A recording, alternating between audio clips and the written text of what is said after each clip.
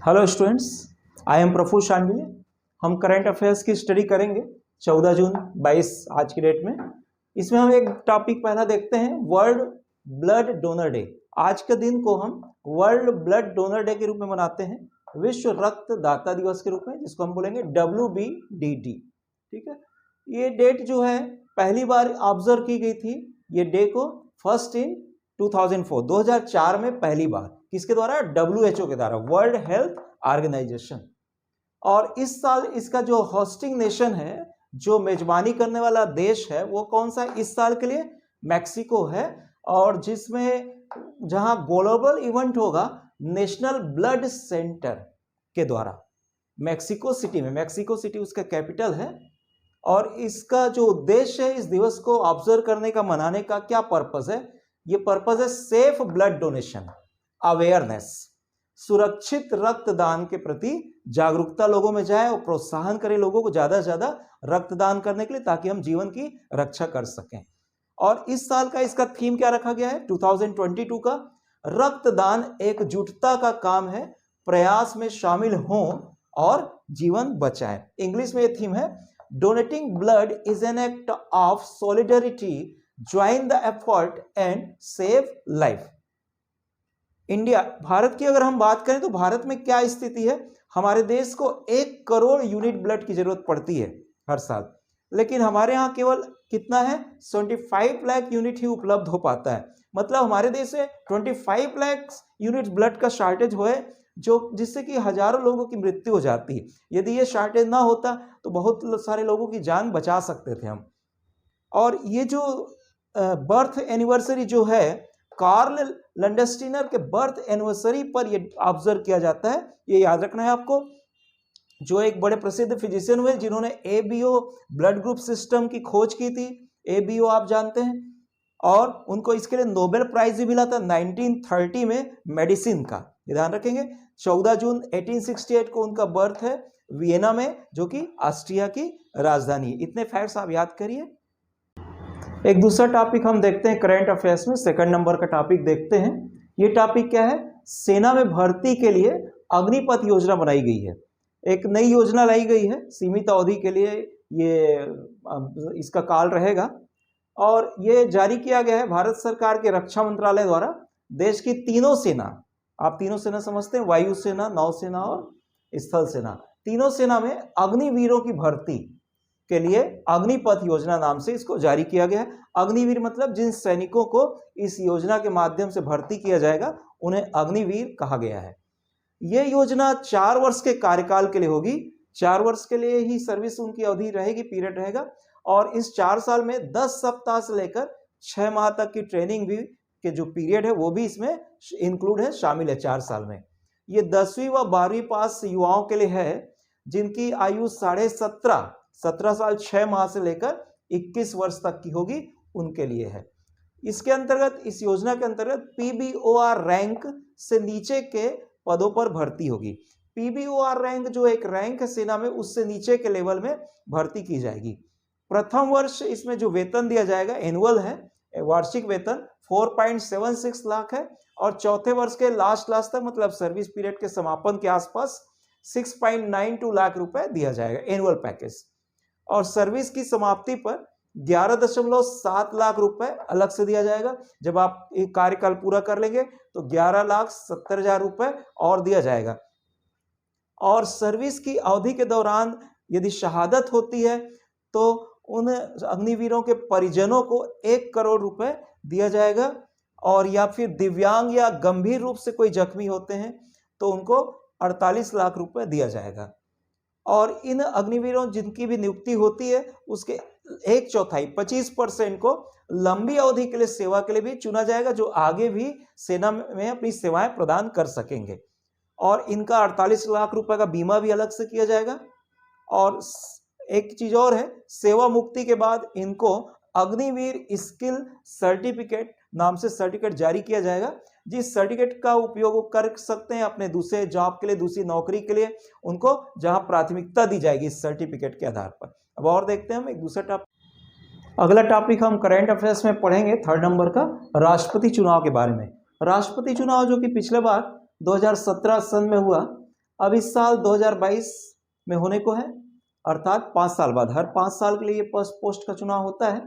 तो 5 साल के लिए राष्ट्रपति पद अपने अवधि पूर्ण करने के बाद फिर से ये इलेक्शन होता है। तो भारत के जो संविधान है उसमें 52 नंबर में राष्ट्रपति पद की व्यवस्था की गई है। देश का एक हेड होगा, कंट्री का हेड होगा, जिसे राष्ट्रपति कहेंगे। इसी को हम भारत का प्रथम नागरिक भी बोलते हैं, देश का प्रथम नागरिक। तो अभी जो इसमें हम क्या क्या देखेंगे, अभी हमको देखना है महत्वपूर्ण तिथियां देखना है। महत्वपूर्ण तिथि जो 15 जून को अधिसूचना जारी की जाएगी इसके लिए राष्ट्रपति चुनाव के होने के, जो कि निर्वाचन आयोग का काम है, जो निर्वाचन आयोग जारी करेगा। और 29 जून को नामांकन की लास्ट डेट होगी, मतलब नाम अप्लाई कर सकते हैं लास्ट डेट नामांकन के लिए। और 18 जुलाई को मतदान होगा राष्ट्रपति के पोस्ट के लिए। 21 जुलाई को रिजल्ट आएगा इलेक्शन का। और 25 जुलाई को जो नए राष्ट्रपति होंगे वो शपथ ग्रहण करेंगे, जिनके शपथ दिलाई जाती है भारत के चीफ जस्टिस, मुख्य न्यायाधीश सुप्रीम कोर्ट के जो हैं उनके द्वारा राष्ट्रपति को शपथ दिलाई जाती है। ध्यान में रखेंगे। अनुच्छेद 24 जो है, 324 जो है, राष्ट्रपति चुनाव कराने की जिम्मेदारी देता है निर्वाचन आयोग को। देश का जो निर्वाचन आयोग है, इलेक्शन कमीशन, वही राष्ट्रपति चुनाव कराने की जिम्मेदारी रखता है। और जो वोटर है राष्ट्रपति को चुनने के लिए जो वोट देते हैं वो कौन है, लोकसभा और राज्यसभा, माने संसद के 2 पार्ट हैं, दोनों के सभी इलेक्टेड मेंबर माने सांसद निर्वाचित। ध्यान रखें, जो नॉमिनेटेड होते हैं, जैसे राज्यसभा में 12 मेंबर नॉमिनेट होते हैं, जो चुन कर नहीं आते, उनको डायरेक्ट नियुक्त किया जाता है, नॉमिनेट किया जाता है। और लोकसभा में 2 होते हैं, वो वोट नहीं दे सकते राज्यसभा के चुनाव के, राष्ट्रपति के चुनाव के लिए।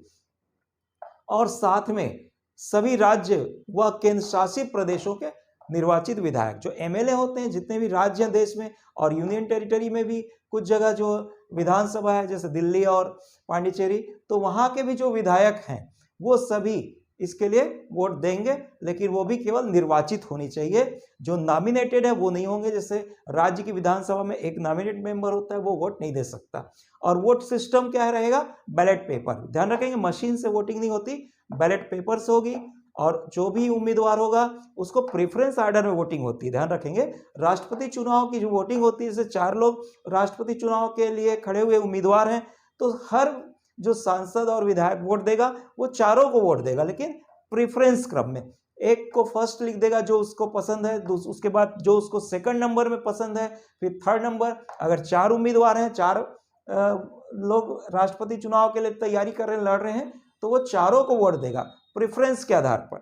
ये एक नई व्यवस्था, अलग प्रकार की व्यवस्था है सामान्य चुनाव से।